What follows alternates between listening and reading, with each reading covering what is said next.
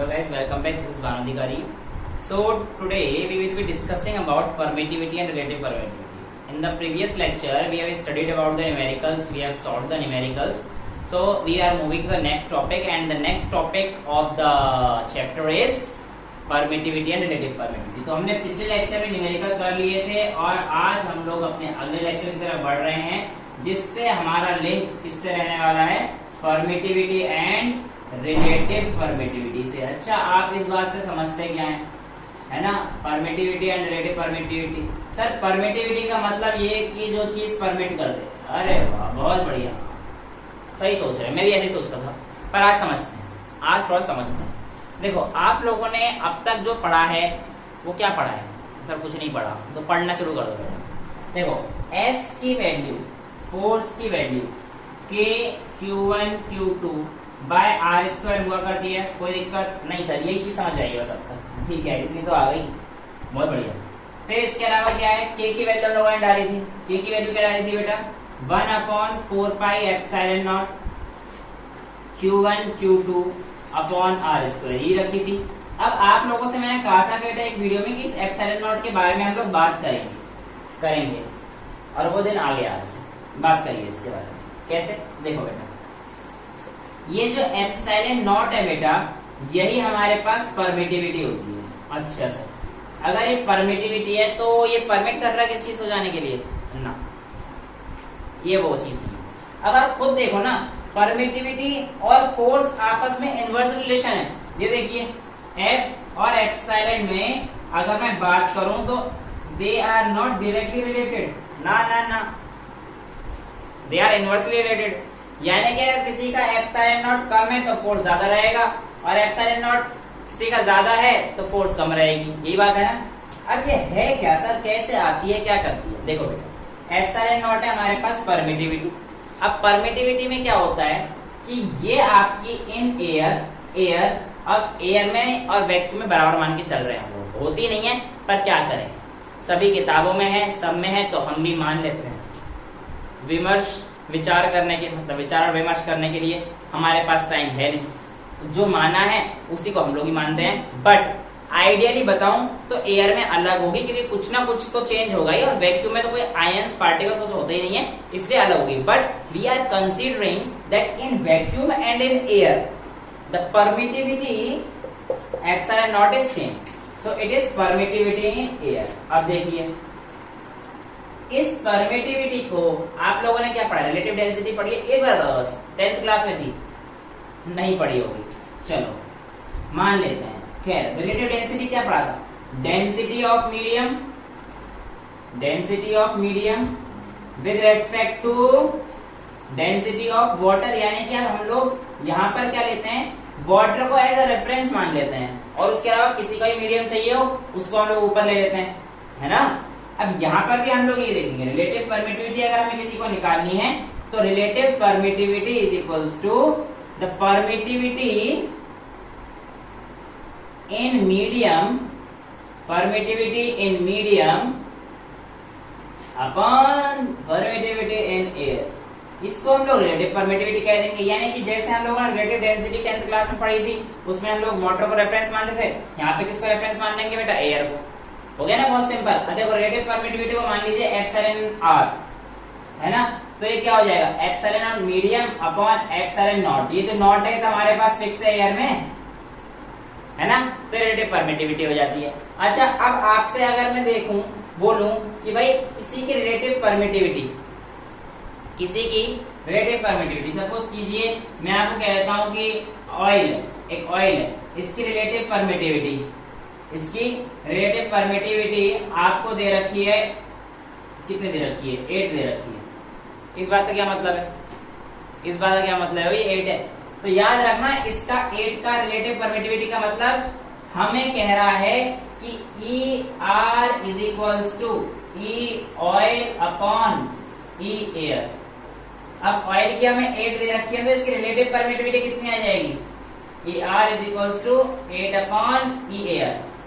Sir ये तो बताया नहीं आपने, एयर की कितनी होती है? हाँ जी, याद रखनी है। एयर की बेटा हमारे पास हुआ करती है 8.85 इंटू 10⁻⁻⁻12 ठीक है, ये वैल्यू याद रखनी है। ये जब तक याद नहीं रखोगे काम नहीं बनेगा। ओके, अब हमारे पास ये आ गया, ये आ गया, तो रिलेटिविटी निकल जाएगी। समझ रहे हो ना। अब आपको इसके ऊपर ज्यादा टफ न्यूमेरिकल नहीं पूछे जाते हैं बोर्ड्स में, इसके ऊपर बहुत सिंपल से हल्का क्वेश्चन पूछते हैं। वो क्या पूछेंगे, दो दे देंगे चीज, तीसरी चीज निकालने को बोल देंगे कि भाई पहले सपोज ये अच्छे कुछ नहीं था, डेंसिटी ऑफ मीडियम में थी। हाँ, एक चीज पूछता है कि एप्सिलॉन का बताइए डायमेंशन क्या होगा। सर डायमेंशन तो 11th क्लास में थी, यहाँ भी पीछे नहीं छोड़ेगी क्या? नहीं, डायमेंशन पीछे नहीं छोड़ेगी भाई, फर्स्ट से लेकर एंड तक सब जगह डायमेंशन आएगा। तो डायमेंशन निकालना सीख लो। देखो F is equals to 1/4 pi epsilon not Q1 Q2 by R square होता है बेटा। अब एप्सिलॉन नॉट का निकालना है हमें। एप्सिलॉन नॉट इधर पहुंच जाएगा, F इधर आ जाएगा, तो Q1 Q2 अपॉन F की क्या होती है mLt-2। ये तो निकाल लेना, force is equals to mass into acceleration है, मास का m आ गया और a का Lt-2 है ना, और R स्क्वायर क्या आ जाएगा L2 है ना। तो ये हमारे पास कितना आ जाएगा बेटा, एप्सिलॉन नॉट की डायमेंशन क्या आ जाएगी, चार्ज को हम लोग C से लिख देते हैं, ठीक है ना। तो C स्क्वायर यानी कि C2 अपॉन L3 हो जाएगा बेटा L3 mt-2। तो अगर एप्सिलॉन नॉट की डायमेंशन निकालें तो कितना आ जाएगा, coulomb square L-3 m-1 T2, ठीक है। ये हमारे पास डायमेंशन हो जाएगी। और mLt-2 ये मास के लिए है, ये लेंथ के लिए, बिल्कुल सही, कोई दिक्कत नहीं आनी चाहिए। आनी चाहिए तो पीछे से वीडियो देख लो दोबारा से कैसे निकालना। ओके, अब हम लोग आगे करते हैं। मैं आपसे बोलता हूँ बेटा कि आप लोगों को बताइए वैल्यू क्या होगी एप्सिलॉन की, यानी कि रिलेटिव परमिटिविटी कितनी होगी उसकी। अगर एक में फोर्स लग रहा है किसी चीज का कितना कितना कितना, खैर मैं क्वेश्चन ही बना देता हूँ, क्वेश्चन फ्रेम कर देता हूँ, उसको समझ में ज्यादा आसानी होगी। If the force in air is कितना मान लो, 20 मान लेते हैं, ठीक है। And if they are kept in oil the force changes to कितना मीटर कर दें, 20 हाफ कर दें 10। then calculate the relative permittivity of oil। तो calculate the relative permittivity of oil, या परमिटिविटी ऑफ ऑयल बोलेगा, ये ध्यान दे लेना। अगर रिलेटिव परमिटिविटी बोलेगा तो हमने उसे एप्सिलॉन नॉट से डिवाइड करना पड़ेगा, और बोलेगा पहले दोनों समझाता हूं। Then calculate the permittivity of oil, simple में परमिटिविटी बात कर रहा हूं, परमिटिविटी ऑफ ऑयल। देखो बेटा बहुत ही सिंपल क्वेश्चन है, हल्का क्वेश्चन है, मिनटों में हो जाएगा, है ना। ओरली भी कर सकते हो आप इसे। कैसे सर, इसका मतलब ऐसे दे रखा है F is equals to 1/4 pi epsilon, जल्दी जल्दी बताओ सर। हाँ, Q1 Q2 upon R square, ये आ जाएगा F एयर का, और F ऑयल का निकालेंगे तो ये लगा देंगे, फिर हम लोग करेंगे। अरे बेटा जो सेम टर्म्स हैं तो कैंसिल हो जाएंगे ना, Q और R स्क्वायर वाली तो सारी, तो इन्हें हटा दो, लिखी क्यों रहे हो, सीधे सीधे लिखो अपना आराम से। इसे रख कर दें, मिटा दें इसे, ये लीजिए गायब हो गया। अब देखिए कैसे कर सकते हो, very simple. Force in air दे रखा है, F air upon F oil, है ना। अब हमें पता है इनवर्स रिलेशन होते हैं, यानी कि एप्सिलॉन, बेटा इनवर्सली में क्या होता है, एयर के साथ तो ऑयल का आ जाएगा एप्सिलॉन, और ऑयल के साथ एयर का आ जाएगा, तो क्या हो जाएगा E of oil upon E of air, है ना। अब ये एयर का तो हमें पता है, गया काम एयर, है ना। तो ये हमें सेट कर लो इसे। ये वैल्यू हमें दे रखी है 20, ये हमें दे रखी है 10, ये हमें निकालनी है x, यहाँ पे डाल देना वैल्यू, आगे क्वेश्चन समझ लिया, आ जाएगा ना। अब हम लोग यहाँ पे फटाफट से कर सकते हैं इस क्वेश्चन को, कोई दिक्कत आनी नहीं चाहिए। नहीं आएगी सर, नहीं आएगी, आगे चलो। अब आपसे मैं कहता हूं कि बताइए रिलेटिव परमिटिविटी कितना होगा, रिलेटिव परमिटिविटी कितना होगा, है ना। तो बताओ, तो ये आ गई हमारे पास 20/10 इक्वल्स टू x/8.85। यहाँ से x की वैल्यू निकाल देंगे तो ये क्या होगी, रिलेटिव परमिटिविटी ऑफ ऑयल, है ना। ये रिलेटिव परमिटिविटी, अरे वाह सर टॉपिक पढ़ा रहे, स्पेलिंग ही गलत है। ये परमिटिविटी ये दो है यार स्पेलिंग में क्या रखा है यार, भावनाओं को समझो, है ना। छोड़ो ना, इनमें क्या फर्क पड़ना है, यहाँ समझो, ठीक है। ये हमारे पास आ गया।